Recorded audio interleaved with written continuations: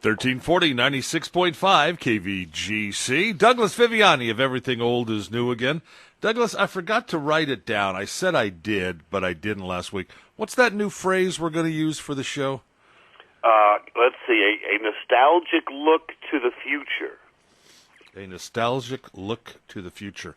I watched a show this week on Netflix that you would have loved. It was done by William Shatner, and it was about the incarnation of the second generation and how Gene Roddenberry was basically losing his mind at the end of it, and how Captain Picard almost, Patrick Stewart almost wasn't Captain Picard, and it was a really interesting documentary. Have you seen it? I've not seen it. Shatner's amazing. He's 88, I think. Yeah. He's still going with these things. Did they show Patrick Stewart with the hair? Yes. Yeah. They didn't want him to be bald. Yeah. They wanted him to be, I think, was it French? I forget. No, he is French. Yeah. Heck. No, he did not want him to have an accent. Right, that's what it was. There was two other, Roy, is it Roy Ninnis? Was one of the people, and one of the actors, one of the original actors on Dark Shadows, played Burke Devlin. He was the other actor that they wanted for the captain, for Captain Picard. But they actually FedExed Patrick Stewart's toupee from England to Paramount Studios in one day so he could have the hair. And then he apparently, did the audition, and it was a horrible toupee. And then at the end, Roddenberry said, "Bring that English guy back in." Well, he had already taken the wig out and did something with it, threw it away, so he came back bald and read it bald. And he said, "I guess he's not so bad." And that's how he became Captain Picard bald. And there's a brand new show, coming out. Yes. Called Picard. I saw the trailer for it and did not watch it. Oh, interesting. Well, I just, how you see something and go, "Hey, I'm going to watch that," but I'm looking for, how stuff happens. Stuff pops up in your news feeds as you're going along. I'm going to look at that, but I need to look at this one. Need to continue my search, and then I never went back. It's malarkey. It's one of these ones where they don't show you anything. It shows a hand playing with, grapes for, Picard, if you're familiar with him. Yeah. There's a story there on Earth where his family has wine. So he's playing with grapes, and then he's washing his hands, and then you see the grapes, and the field is cut into the mold or the pattern of the Star Trek emblem, and then they show you his face, and that's it. So it's a tease, but it at least confirms, of course, what we've been saying, that there's yet another series, Star Trek. It's alive and well, because everything old is new again. Very simple. What's the disease that he suffers from? Now, is it going to follow the Star Trek canon where he marries the Doctor and they Well, the marrying was like a future. If the last episode, if I recall, if you remember the last episode 20 years ago, it showed his future and he was married and all that. I do not believe he's married in this one, or if he is, he leaves his wife at home, because it is canon. It's 20 years in the future, almost to the day of the last episode when he left. And from what I understand, it is under wraps. It's a brand new crew of ragtag individuals, not the Federation, and he's out either on a secret Federation mission or just on his own, and it's an archaeological dig, so to speak. It's almost like an Indiana Jones going and looking for either one archaeological, one big search for Oak Island routine, or because that's caught fire, I guess. Maybe that's what he does. It's pretty much what he does out in the galaxy, of course. All right, he had what is called Irmandic syndrome. I hope I pronounced that right. In the ante-time present, while seeking evidence that he could really have the syndrome, Picard was informed by Beverly that while he did not have the disease itself, he did have a small structural deficit in his perennial lobe that could lead to a number of neurological disorders, including the disease. Interesting. There's nothing that I know of yet, but there's a lot of stories to be told, I'm sure, for his... Now let's just stop and analyze this. How old are you, Douglas? In your 50s? I am 56. 56. I'm 63. 62, 63. I can never remember. Here is a man in his late 50s, a man in his early 60s, talking about a show that's been off the air for how many years, but it lives on in our lives and in our memories. Isn't it? And even if you say Star Trek, if I say the word Star Trek, what pops to your mind? The first thing. Well, to me, it's Captain Kirk. Me too. If you say Star Trek, Bill Shatner, boop, pops up in my mind there. Don't you love it when he's being interviewed? Because Jonathan Frakes, Shatner's interviewing Frakes, and he calls him Bill. Don't you love it when people call William Shatner Bill? Yes. In fact, I don't know if you've ever seen this show. It's an antique.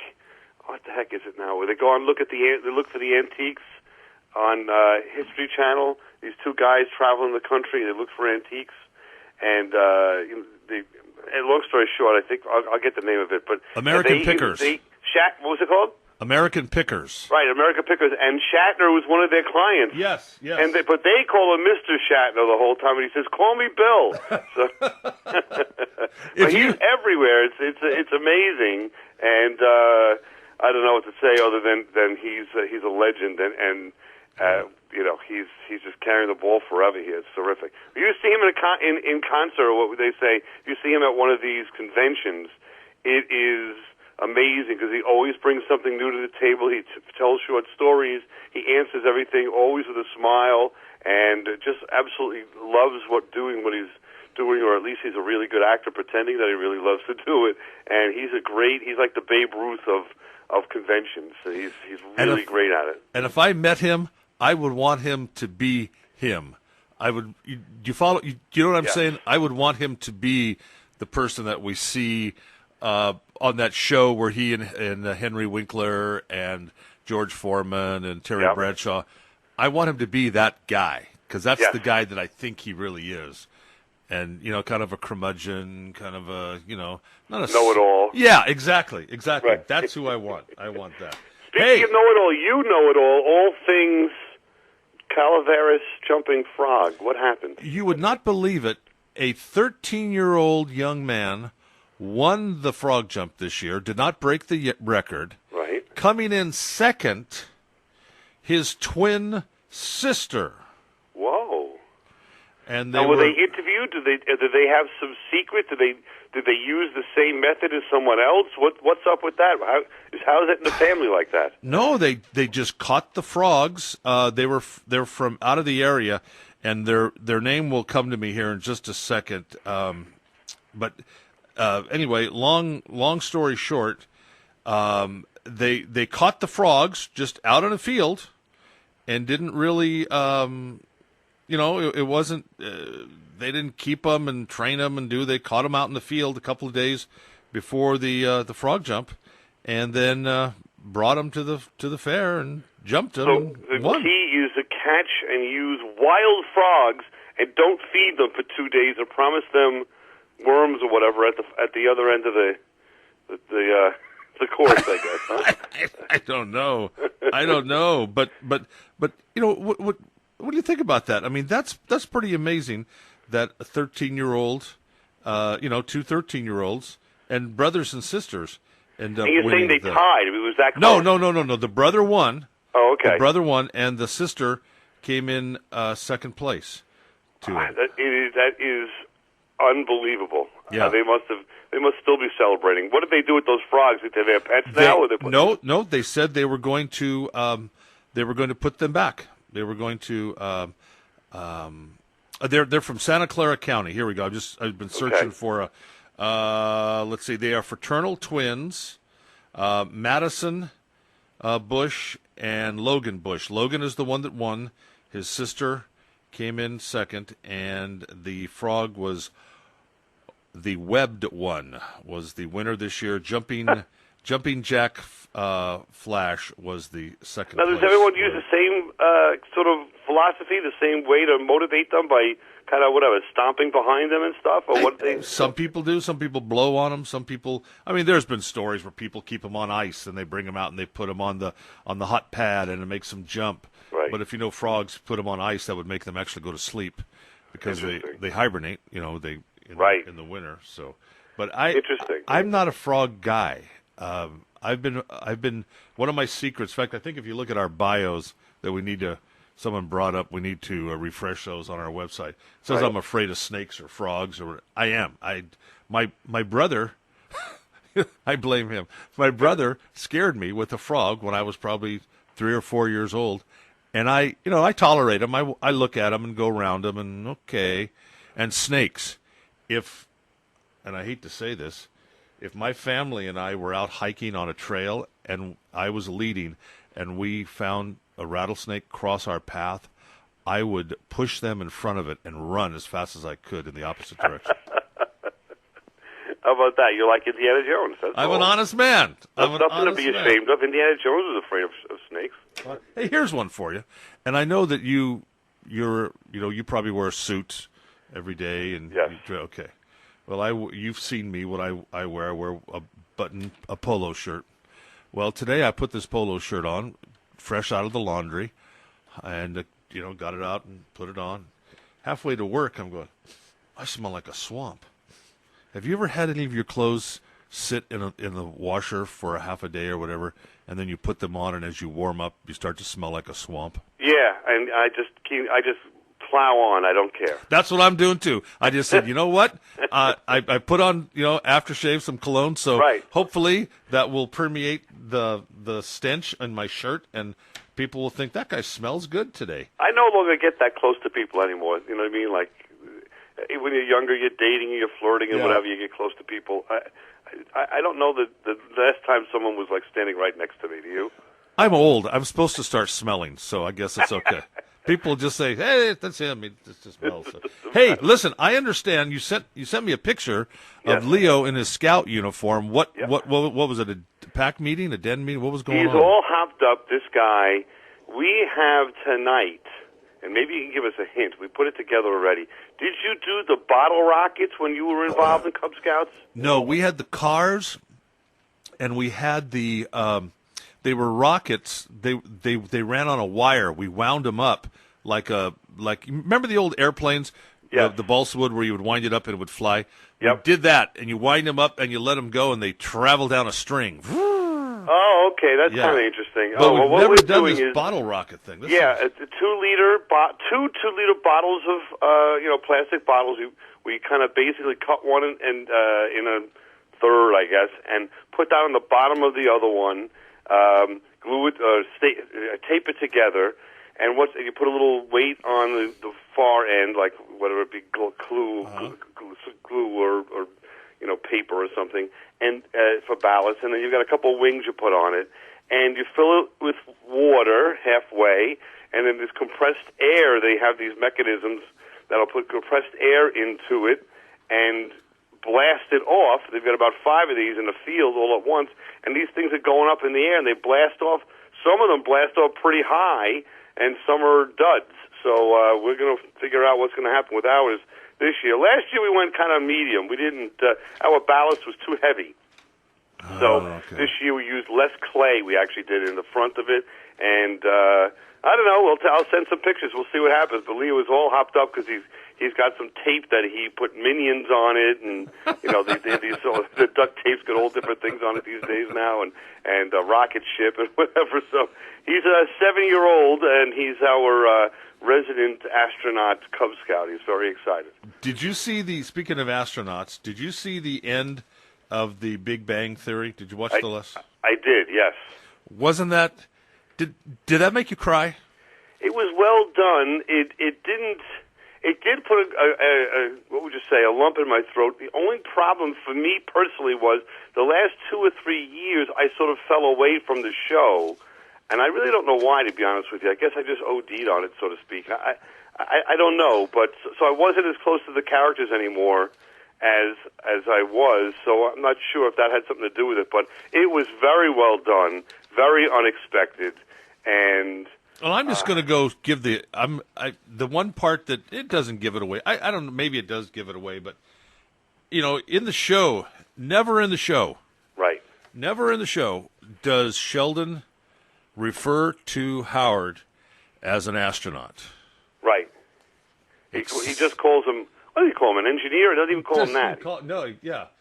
And I won't give the ending, but he gave him his due. Yes, he did. Yes. And then, did you watch Young Sheldon? I don't watch it. No. Okay. It was a tie-in with this, which was, and I hope they do more of that moving forward. I like that. I like that when shows tie in like that, and I think this show could stay on the air for many years to come. Young Sheldon. Yeah. I'll tell you what. Autism is pretty significant in our country, and scary and difficult for people. And that character clearly, and they've said that, was labeled after or modeled after possibly someone that has Asperger's. Mm-hmm. And we've seen now, studying Asperger's and studying children that have autism that are now gaining maturity for the first time. We're really getting a handle on this. And some of them are very, very successful, and most, can, navigate through our world. And I think this Sheldon is a good example of that. And I don't know why they wouldn't have and maybe they will in the future, give a nod to just saying that he has that, because he really has many, many characteristics of an Asperger's type of person. And I just think it would be nice to give someone that has, has that in their family some kind of a guidepost, Mm-hmm. Mm-hmm. I don't know. Just my thought. I know it's serious, but I know people that have gone through that, and they look to that character and say, well, that could be your child too. It doesn't necessarily mean that it's a death sentence, so to speak. Now, I've been. Here's another question for you. Are you a good contract lawyer? Do you have any experience in entertainment? Of course, yes. So you could then become Angelica's agent. Yes, I could. The reviews have already reached the West Coast of Beauty and the Beast last week. I have to apologize. I don't know if you saw it. I in the beginning of the show, I turned to Leo and I did a Facebook Live, and we got all hopped up. You're here for this show, blah, blah. Yeah, we're ready to go, okay. And I don't know what happens, but there are these minions that keep a tab on what's going on in the audience. Somebody from the show came over and said, nope, no cameras, we can't. So I could not Facebook Live her performance because they hire someone, which we pay for, of course, to videotape the performance. So anyway, long story short, is she did very well. She pronounced all of her 53 lines pretty well. The play went very nicely. It was well received. It's a tough play to do. There's a lot of characters. I think there's 18 characters in all. Yeah. And these kids really, they're basically 12 years old and under doing. This was no small feat. I mean, it was basically a 2-hour play with an intermission. So it went very well. So yes, Angelica may maybe we'll see her guest starring on Sheldon one of these days. There we go. Hey, nice. Who's your guest star this week on the show? Well, speaking of Star Trek, and we talk about William Shatner, which movie do you think, if any, revitalized and saved the franchise of Star Trek? The Wrath of Khan. Exactly. And who was the director and writer of The Wrath of Khan? Don't know. Nicholas Meyer. Oh, really? Yes, and Nicholas Meyer, thereafter before that he did Time After Time, if you remember that, as Sherlock Holmes. Yeah. Not Sherlock Holmes, a time travel with H.G. Wells. And then we've got Voyage Home, the fourth Star Trek movie he wrote and directed, and Star Trek VI, same thing, the last one with the Next Generation. I mean, before the Next Generation started.